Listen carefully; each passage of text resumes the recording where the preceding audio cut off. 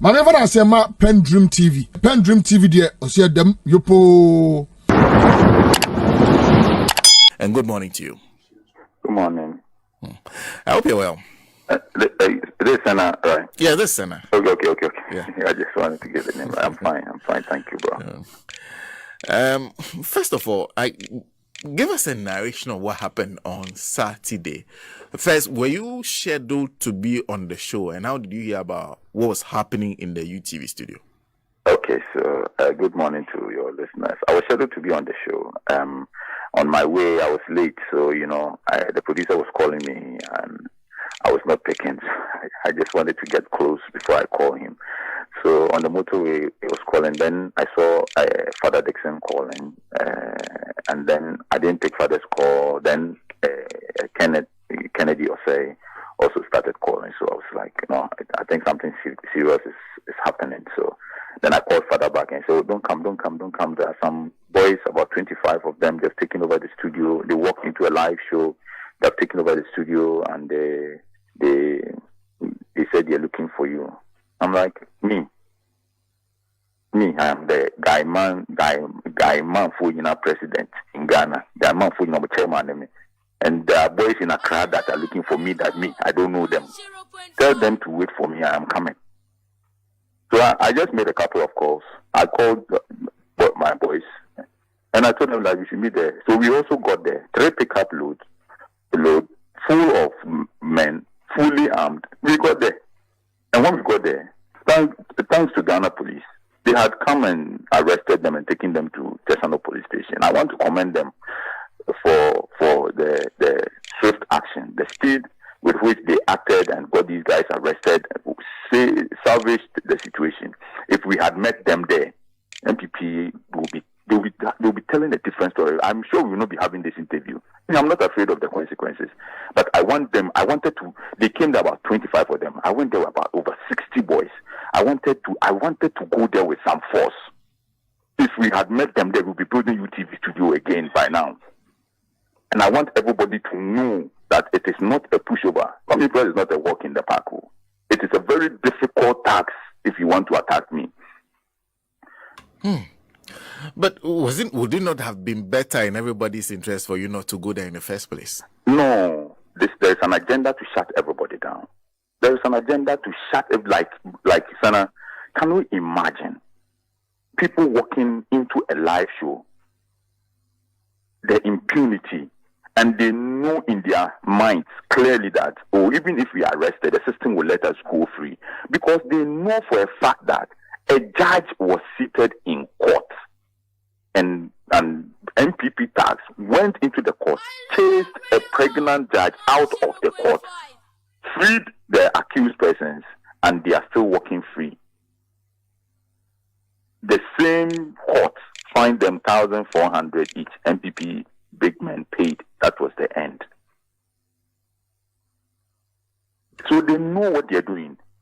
So if I stay away, then I become the coward. Then every now and then, people walk into UTV studio, they're looking for a class. Look, if we had met them there, we would have given them a beating of their life.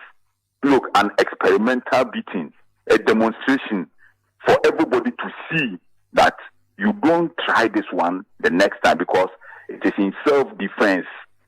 You came from your house to come and attack me. We would have, look, they are fortunate, and I am advising everybody.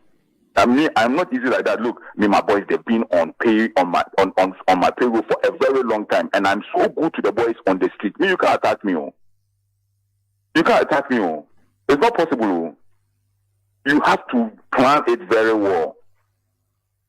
And I'm warning up all of them. I've sent them. Most of the boys in the party, Delta Force, Invisible boys, those boys, I wanted to call Aziz them. Invisible, all of them are my friends. I wanted to call NPP people to come and beat them. But I realized that no, it will be, so I'll call different people. Do you know why they were looking for you? And they said they are not happy with some of the comments that I make on the show. And so they have to come and attack me because they are not happy.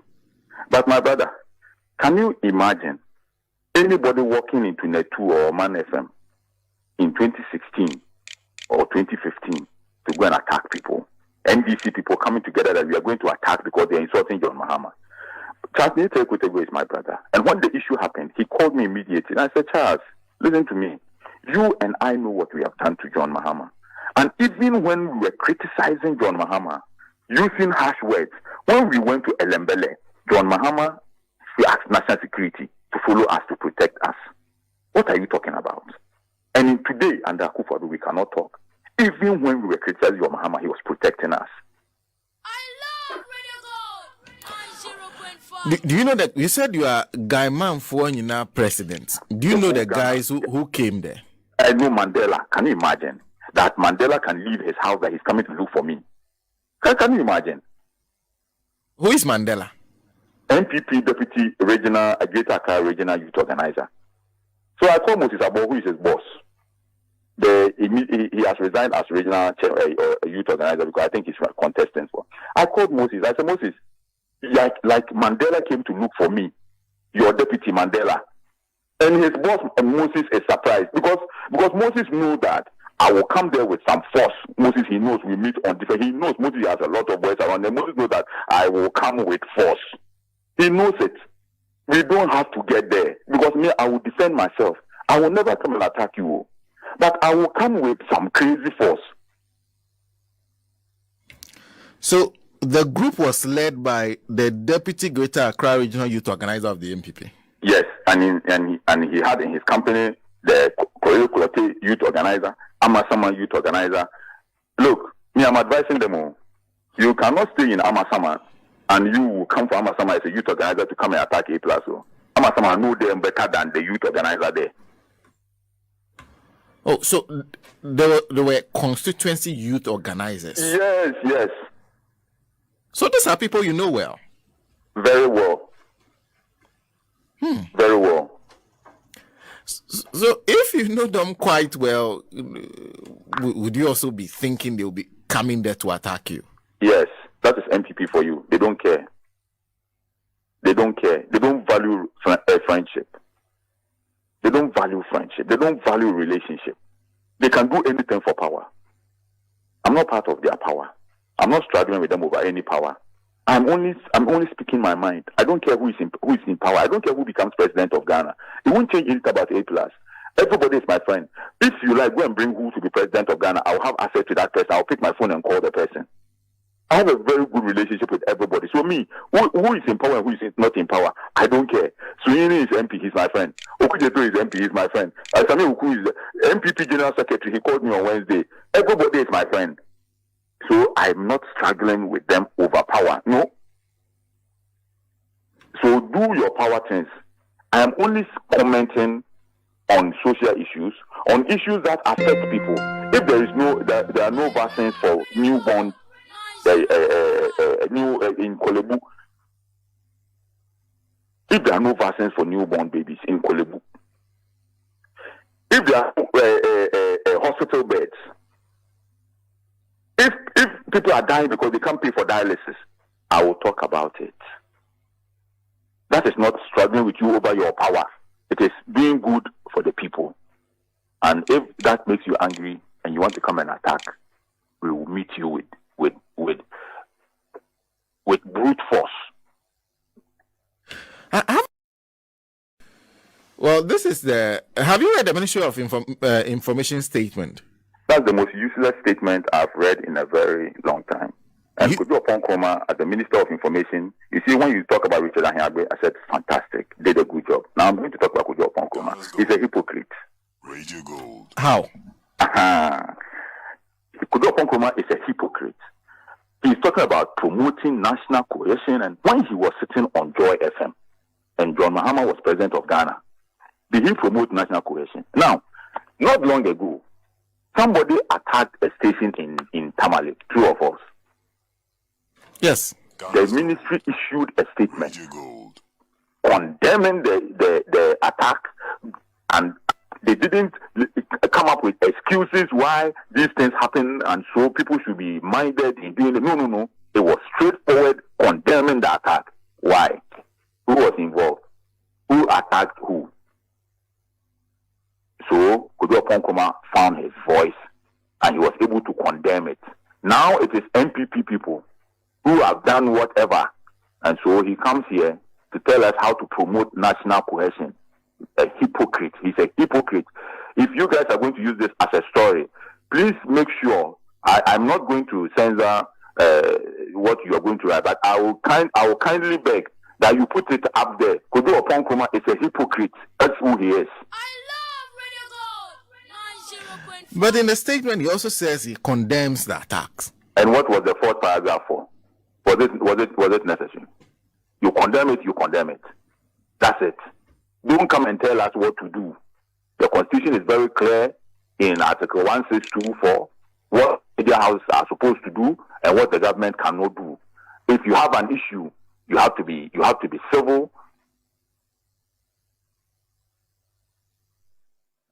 Hello? And that anybody can look. I can wake up today and pull a gun and shoot you. I will be arrested and either given whatever, life in prison, whatever. I can shoot you.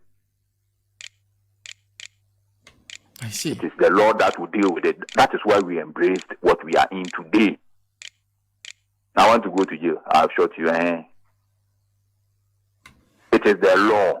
So if I'm sitting on Radio Gold and I'm insulting you, you can take it. You can take it to court. In fact, the court even allows you a remedy of injunction. You can go and tell the court that I want you to place an injunction on Senna to prevent him from making further so and so and so until the determination of this defamation case that I have brought.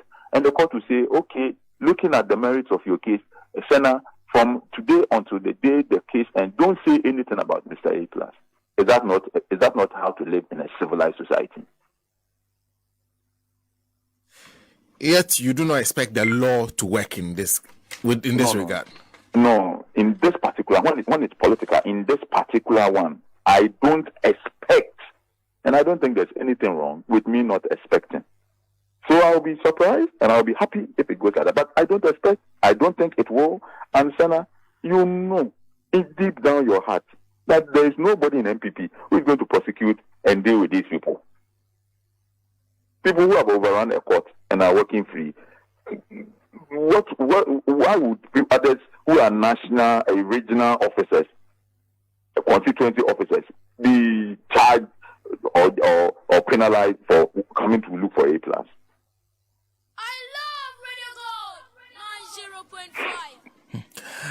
Do you think there's something else behind this beyond what meets the eye?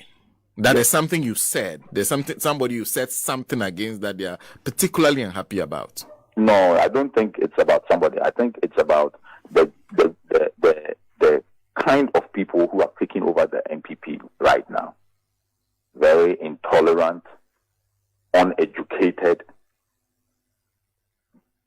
misinformed, misguided individuals have taken over this beautiful party that was set up to represent a certain class of people in Ghana. Today, if you are looking for the opposite of all that I've said, going to the NDC. Refined, nice people, democratic, responsible, they have all rather joined the NDC. NPP has been taken over by hooligans and thugs. Every disappointed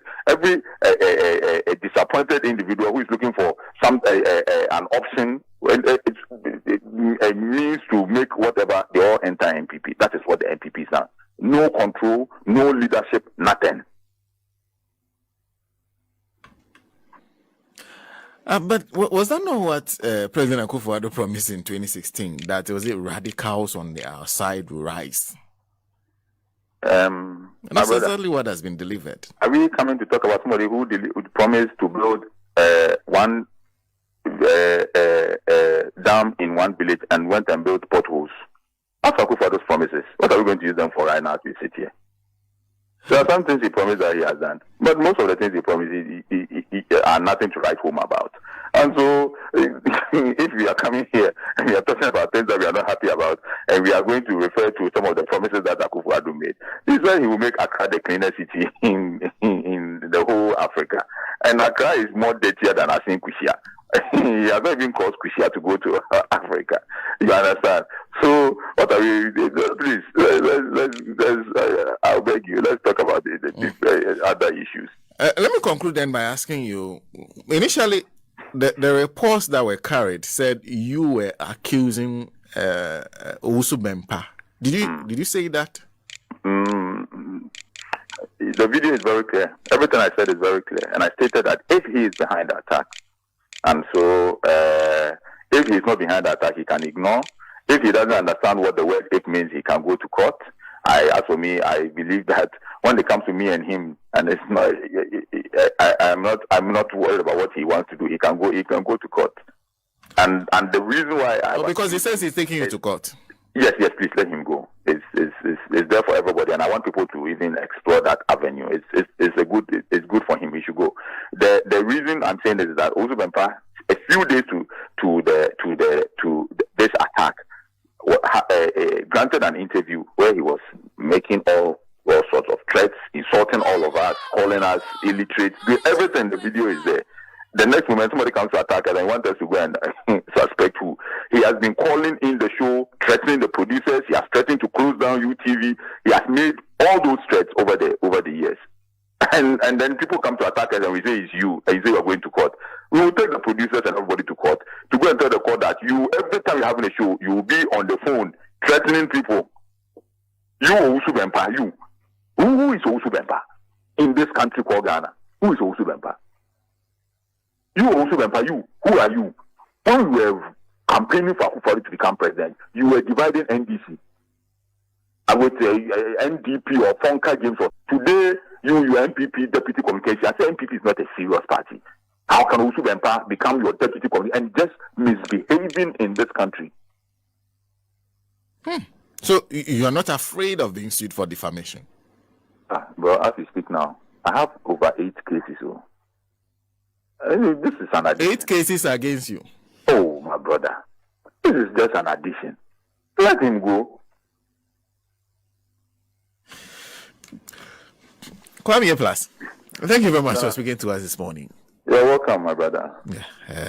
Kwame Plus is a musician and activist joining us on the phone lines on what happened on UTV over the weekend. We'll take it before we take our break. Before we take, you said the Deputy Greater Accra Regional Youth Organizer of the NPP led the group. I haven't said that. What then do you make of Richard Ahiangba's appearance on the show? Were you there when he came? Yes, I was there when he came.